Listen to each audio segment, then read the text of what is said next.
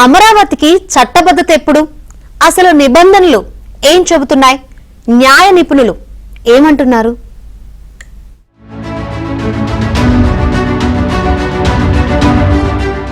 అమరావతికి చట్టబద్ధత కల్పించాలనే వాదన ఇప్పుడు అంతటా చర్చనీయాంశమైంది.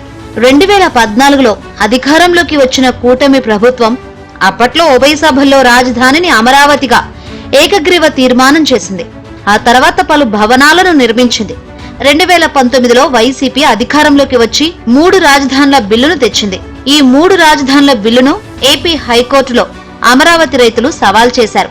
అప్పట్లో ఈ పిటిషన్ పై విచారణ జరిగిన సమయంలోనే 3 రాజధానుల బిల్లును వైసీపీ ప్రభుత్వం ఉపసంహరించుకుంది.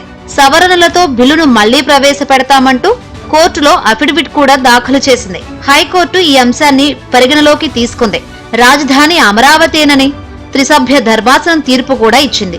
భూ సమీకరణ విధానంలో చేసుకున్న ఒప్పందం ప్రకారం రాజధాని నిర్మాణం కోసమే రైతులు భూములిచ్చారని, రాజధానిని మార్చడం కుదరదని స్పష్టం చేసింది. 2014 ఆంధ్రప్రదేశ్ పునర్విభజన చట్టం ప్రకారం రాజధాని అమరావతిగా చట్టసభల్లో ఏకగ్రీవ తీర్మానం చేసిన తర్వాత తిరిగి అదే అంశంపై మరోసారి తీర్మానం చేయడం చెల్లదని స్పష్టం చేసింది.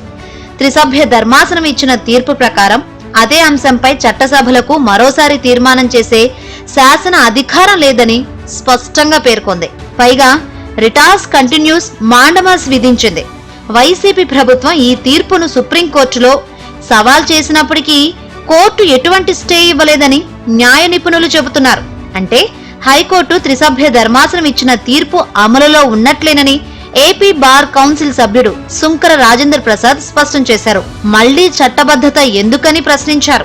ఈ ప్రభుత్వం అమరావతిని ఏకైక రాజధానిగా ముందుకు తీసుకువెళ్లాలనేటువంటి ఉద్దేశంతో ఉన్నది కాబట్టి తప్పనిసరిగా సుప్రీంకోర్టులో అప్పటి ప్రభుత్వం చేసినటువంటి ఈ తీర్పుకు వ్యతిరేకంగా చేసినటువంటి అప్పీళ్లన్నింటినీ ఉపసంహరించుకోవాలి.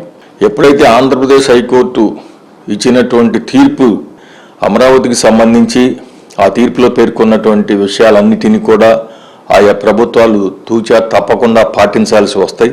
ఏపీ రాజధానిగా అమరావతిని వైసీపీ మినహా అన్ని పక్షాలు సమర్థించాయి. అమరావతి నిర్మాణానికి సంబంధించి కూటమి ప్రభుత్వం ఇప్పటికే ప్రధానమంత్రితో పునర్నిర్మాణ పనులకు శ్రీకారం చేయించింది. 49,000 కోట్ల పనులకు టెండర్లు కూడా పిలిచింది. ఇదే సమయంలో రాజధాని అమరావతికి చట్టబద్ధత కల్పించాలని ముఖ్యమంత్రి చంద్రబాబు నాయుడుకు రాజధాని రైతులు విజ్ఞప్తి చేశారు. ఈ అంశాన్ని కేంద్ర ప్రభుత్వం దృష్టికి తీసుకువెళ్తామని చంద్రబాబు వారితో చెప్పారు. అయితే రాజధానిగా అమరావతికి చట్టబద్ధత కల్పిస్తే ఇంకెవరు అధికారంలోకి వచ్చినా 3 రాజధానుల అవకాశమే ఉండదని న్యాయవాది నర్రా శ్రీనివాసరావు అభిప్రాయపడ్డారు. 2014 పునర్విభజన చట్టాన్ని 2 సభలు చేశాయని ఆయన గుర్తు చేశారు. అందువల్ల అందులోనే రాజధాని అమరావతి అనే అంశాన్ని పేర్కొనాలని సూచించారు. ఇప్పటికే సుప్రీంకోర్టులో ఈ హైకోర్టు ఇచ్చినటువంటి త్రిసభ్య ధర్మాసనం ఇచ్చినటువంటి తీర్పు ఛాలెంజ్ చేస్తూ గౌరవ సుప్రీంకోర్టులో కేసులు పెండింగ్లో ఉన్న దశలో ఆ పెండింగ్లో ఉన్నటువంటి కేసుల్ని ఉపసంహరించుకునేటప్పుడు రాష్ట్ర ప్రభుత్వమే ఈ కోర్టు తీర్పు కట్టుబడి ఉంటాం, రాజధాని అమరావతి క్యాపిటల్ని అభివృద్ధి చేయడానికి, రాజధాని ప్రాధికార ప్రాంతాన్ని అభివృద్ధి చేయడానికి కట్టుబడి ఉంటామని ఒక అఫిడవిట్ ఇచ్చి దాని ద్వారా ఒక ఆర్డర్ పాస్ చేయించుకోవడం అనేటువంటిది ఉత్తమమైన మార్గం ఒకటి. లేదా రెండోది పార్లమెంట్లోనే ఈ చట్ట సవరణ చేసి బైఫర్కేషన్ యాక్ట్లో ఆంధ్రప్రదేశ్కి క్యాపిటల్గా అమరావతి ఉంటుంది అనేటువంటిది ఒక నిర్ణయం జరిగితే ఇంకా బాగుంటుంది. రాజధాని అమరావతిపై చట్టసభలు ఏకగ్రీవంగా తీర్మానం చేసినప్పుడు మళ్లీ కేంద్ర ప్రభుత్వం చట్టబద్ధత కల్పించాల్సిన అవసరం లేదని మాజీ మంత్రి సత్తెనపల్లి ఎమ్మెల్యే కన్నా లక్ష్మీనారాయణ అభిప్రాయపడ్డారు. చట్టబద్ధత కల్పించాలన్న కొందరి వాదన సమంజసం కాదని కన్నా అంటున్నారు. దేశంలో ఏ రాష్ట్రానికి కూడా రాజధాని ఫలానా అని కేంద్ర ప్రభుత్వం చట్టబద్ధత కల్పించిన సందర్భాలు లేవని గుర్తు చేశారు. చట్టబద్ధత అనేటువంటిది ఒకసారి గజెట్ లో నోటిఫై అయింది. అమరావతి ఒకసారి గజెట్ లో నోటిఫై అయ్యి మళ్ళీ ప్రధాని గారు స్వయంగా అప్పుడు శంకుస్థాపన చేశారు, వాళ్ళ పనులు పునఃప్రారంభం చేశారు. ఇక దాని గురించి ఎవరు ఆలోచించాల్సినంత అవసరం లేదు.